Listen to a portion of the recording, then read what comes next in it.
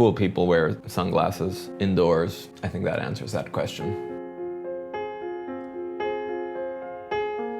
Do you remember last year when it was really kind of in style to cuff your sleeves? So much so that at one point I actually YouTubed or Googled a video on sleeve cuffing. One of them was to actually put like a little bobby pin through it. I thought that one was a bit perilous as a method. But another very interesting one was with rubber bands. So you put a rubber band and you roll up, and you get the perfect cuffing. I like that it almost sounds like a sexual term. But most shirts I have cuffed pretty nice. I think this look is out now. I think it became like the new polo shirt with the popped collar. It was overtaken by the frat house douche, and that look I think is ruined for good. I think it's still acceptable with like an overcoat to maybe pop the collar. You could potentially get away with that. But yeah, so I don't know if the cuffed sleeve now is in the douche realm. My barometer for that is normally going out to one of the not necessarily cool bars, but one of the more mainstream bars, and see what the staff is doing. No offense. But yeah, pretty often they're like good indicators of whether or not the stuff is in or out. Okay, just going back to this cuffing thing, because I think it's a very fascinating subject, and it's also indicative of the quality that this show has. The thing that's cool about cuffing is that I finally got a tattoo that's had an appropriate placement where you can kind of do a half reveal. So now, I mean, even though I've had tattoos for a long time, now I can be identified as a tattoo person, because that's a very cool thing to be identified as. Moving on to more important things, you may have noticed that this is a bit of a mess, and as I said, I'm going to be taking the production to an alternative location for a couple of weeks just to try something new. I actually have to go pick up a car pretty soon, so I'm going to cut this episode rather short.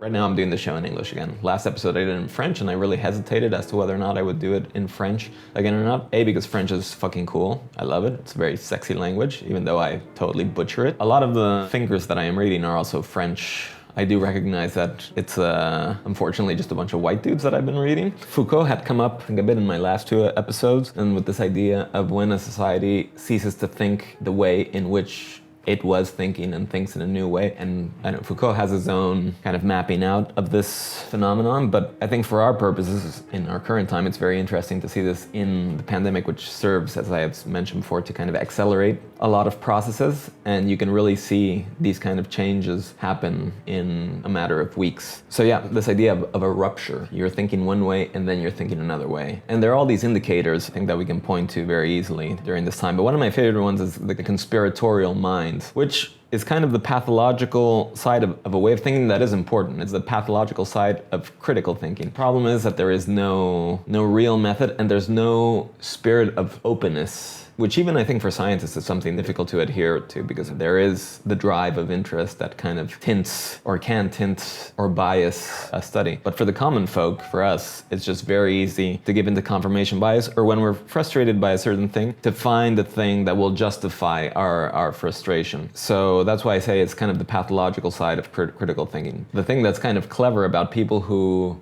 peddle this kind of alternative conspiratorial world is that they allude very often to critical thinking, being nonconformist, and then love to jump into criticisms of the media, which are, of course, warranted, but they use it as this kind of straw man in a way to set up their own market. There was this little article coming out about a bus driver who had become convinced that a pandemic and COVID was a hoax, didn't exist. So he basically stopped disinfecting or cleaning his bus. It's fine when people can have these kind of flaky ideas and whatnot. I mean, fine, we can also discuss that a bit later. In the case of this guy who's a bus driver and people are coming into the bus and he's actually not cleaning the bus, it becomes problematic rather quickly. I'm saying he, maybe it was she, I don't know. There are all these strange perversions of critical thinking that I think are quite fascinating, and what makes them so dangerous is that they can be quite alluring. One of the other things I saw recently was people arguing that basically, I think they were blaming Fauci, but let's say the powers that be, the lizard people, the Illuminati, whatever, are forcefully keeping this logic of a pandemic when there is no such thing, just to set up things for their vaccine. The more mild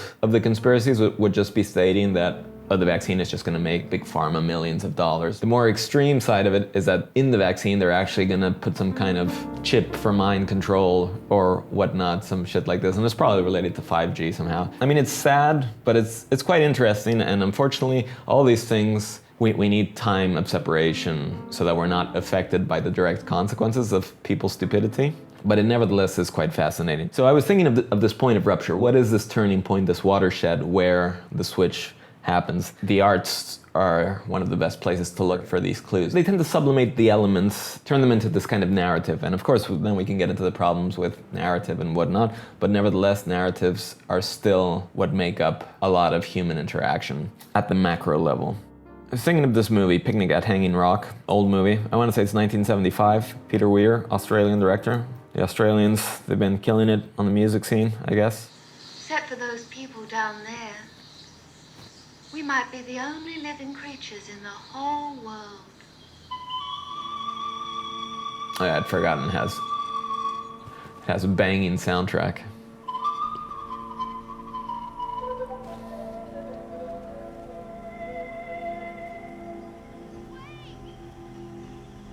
So Picnic at Hanging Rock. There's this scene. We better be careful now. This all-girls school, they go on a picnic at this place in Australia called Hanging Rock. The thing that's kind of brilliant about the film, it has this very kind of lush Victorian look to it. A picnic with parasols. I mean, I think that is just such a strong symbolic image. I think the world would be, I don't think it would be a better place. It'd be a worse place if people were picnicking with parasols still. But nevertheless, the thing that's interesting about this is that it signifies prosperity and comfort, like human comfort, even in an adverse environment, as in the case of Picnic at Hanging Rock, because they're basically in the Australian outback, which is a wild, untamed place. But you have these girls with their puffy dresses and their hats and their parasols. There's this one girl who's a bit clumsier, who freaks out, screams, and you see her running away, and there's a shot, this overhead shot of her running away. And I think that this shot somehow embodies like this actualization of the uncanny somehow, of that moment of where the repressed surfaces, but it surfaces in this allegorical way. So it's still able to permeate reality from then on. It's not just, it doesn't get diffused because we see the monster. We see nothing. We just see a reaction, but that reaction is enhanced by this kind of jarring rupture in the style of the camera, having this overhead shot, this girl running away.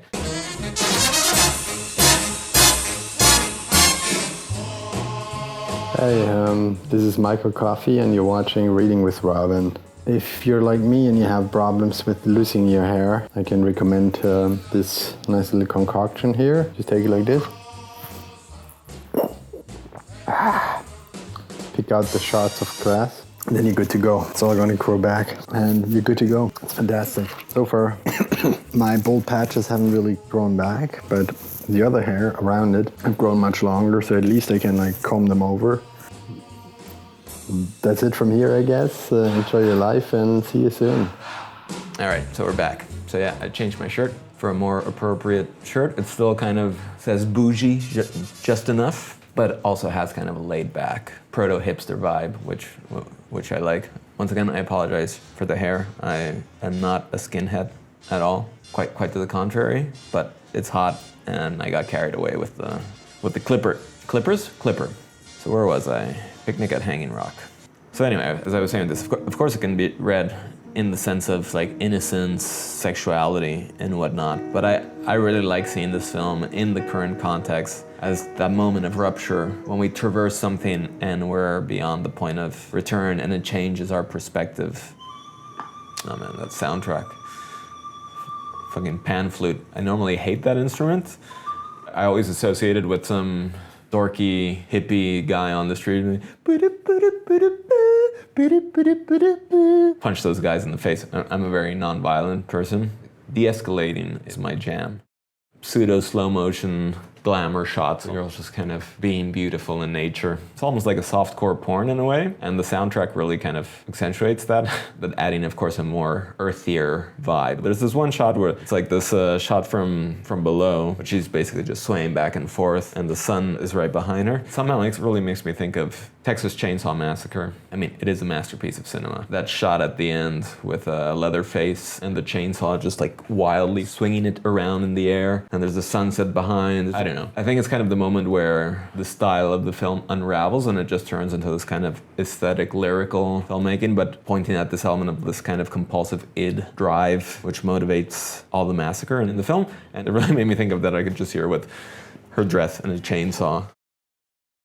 Maybe I'll just pop my collar. I think with this shirt you can kind of get away with it. Douching it up a bit with the spectacles on the head like this and the popped collar. Fool anyone. Oh, and the cuffed sleeves, of course. Miranda?